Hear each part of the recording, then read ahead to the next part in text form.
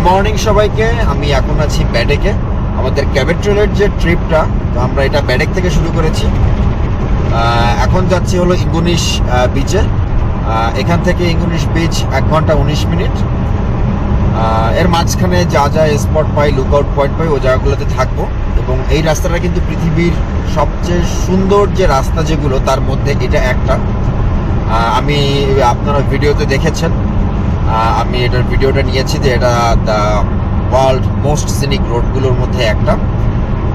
তো রওনা দিচ্ছি, আশা করি ট্রিপটা খুবই সুন্দর হবে। ঘুম থেকে উঠে ফ্রেশ হয়ে আমরা সরাসরি নাস্তার টেবিলে চলে আসি। হোটেলের ব্রেকফাস্ট আইটেমেরও কোনো কমতি ছিল না। Bread, jam, jelly, fruit, yogurt সবকিছুই ছিল। আমরা আমাদের ব্রেকফাস্টটা ভালোভাবে করে নিই। ব্রেকফাস্ট শেষ করে আমরা তাড়াতাড়ি করে ক্যাবোট্রেলের উদ্দেশ্যে রওনা দিয়ে দিই। আমার এনএস ট্রিপ পার্ট 4 এর ভিডিওতে আমি বলেছিলাম যে আমরা হলিডে ইনে রাত্রি যাপন করেছি। আসলে এটা হলিডে ইন না, এই হোটেলটার নাম ছিল in on Prince.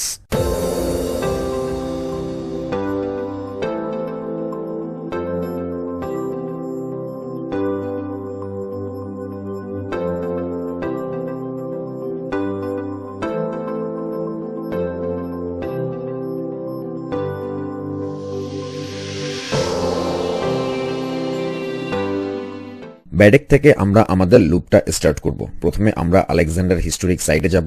Alexander historic site ঘুরে ক্যাবোট্রেলে আমরা প্রবেশ করব।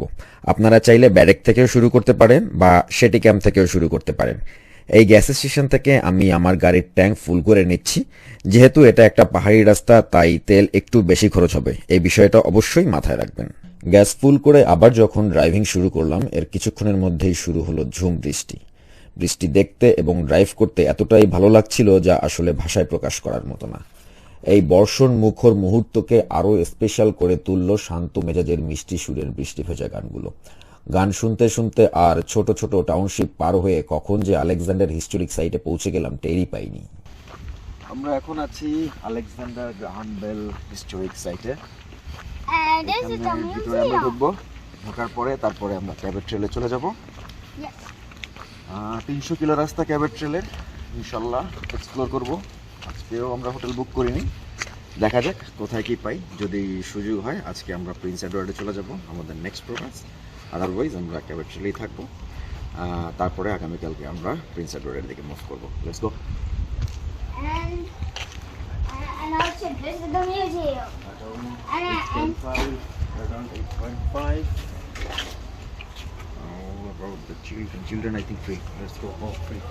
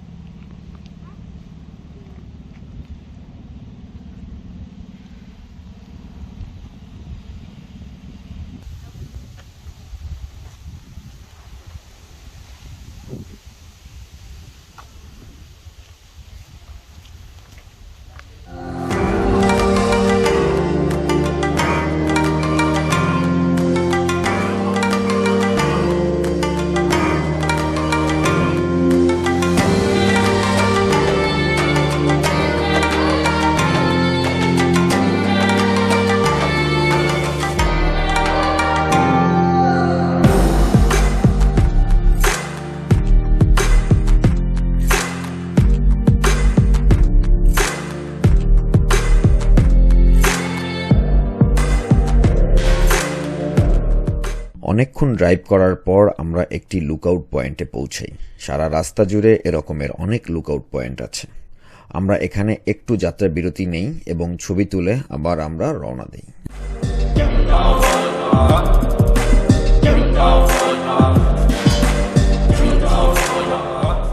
এবার আমাদের গন্তব্য English beach.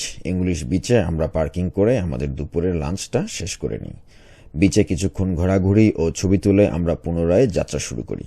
Cape Brereton national পার্কের একটা এন্ট্রি ফি আছে। পার্কের ওয়েবসাইট থেকে আপনারা এন্ট্রি ফিটা চেক করে নিতে পারেন।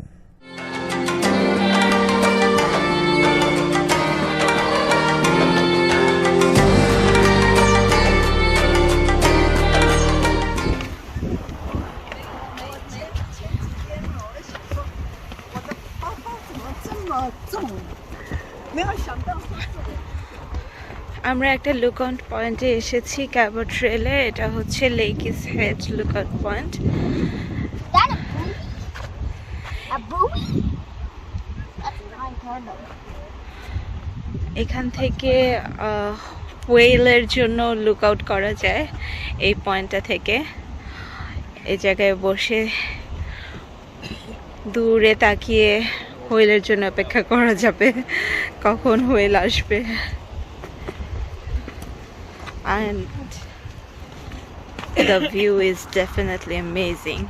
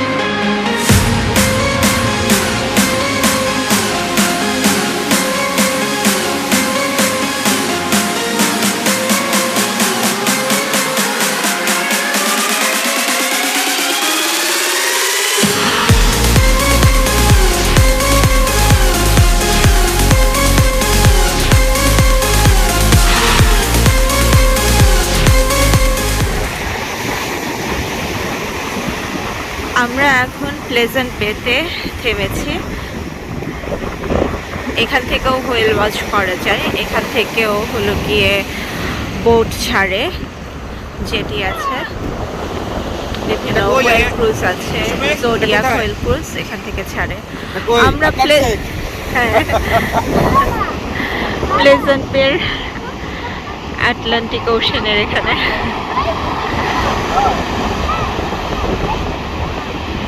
পাওয়ার দেখছো নাকি?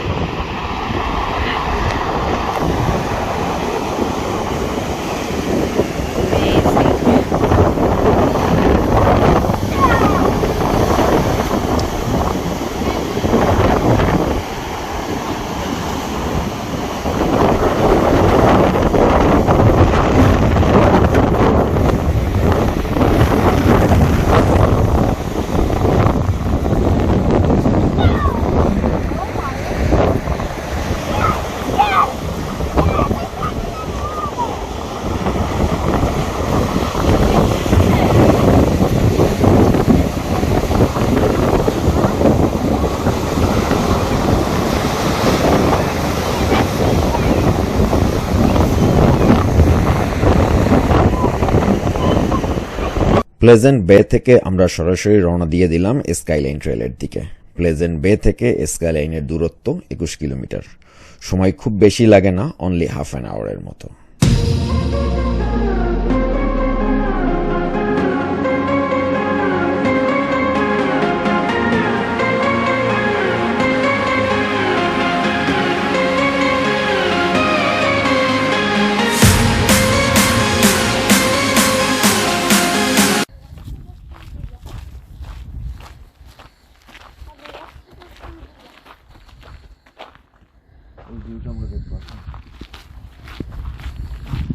আমরা এখন স্কাইলাইন ট্রেলটা শুরু করছি। Oh yeah, that's poison ivy. The famous skyline.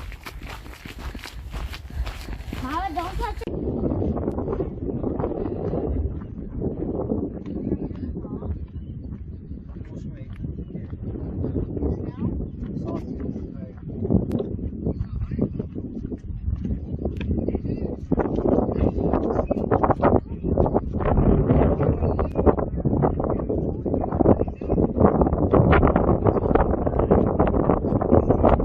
Skyline ট্রেইলে আমরা প্রায় 2.5 ঘন্টার মতো ছিলাম, কিন্তু আমার কাছে এই 2.5 ঘন্টা সাফিসিয়েন্ট মনে হয়নি।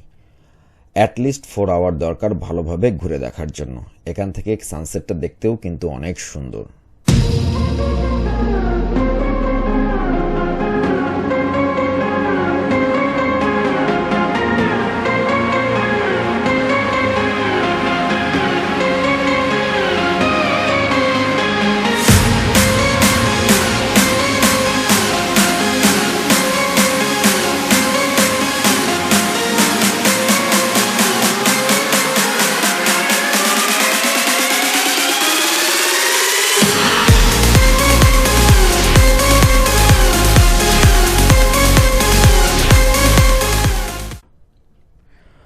আমরা প্রায় রাত 11টার দিকে ডর্মে চেকিং করি। এটা মূলত একটা ইউনিভার্সিটির ডর্ম, কিন্তু সামারে এরা অ্যাজ এ হোটেল হিসেবে ভাড়া দেয়। এর নাম হচ্ছে সেন্ট ফ্রান্সিসকো জেভিয়ার। প্রাইস ছিল 123 ক্যাট। রাত্রবেলা আর ভিডিও করার মতো এনার্জি ছিল না, তাই সকালে উঠে এই ভিডিওটা আপনাদের জন্য করা।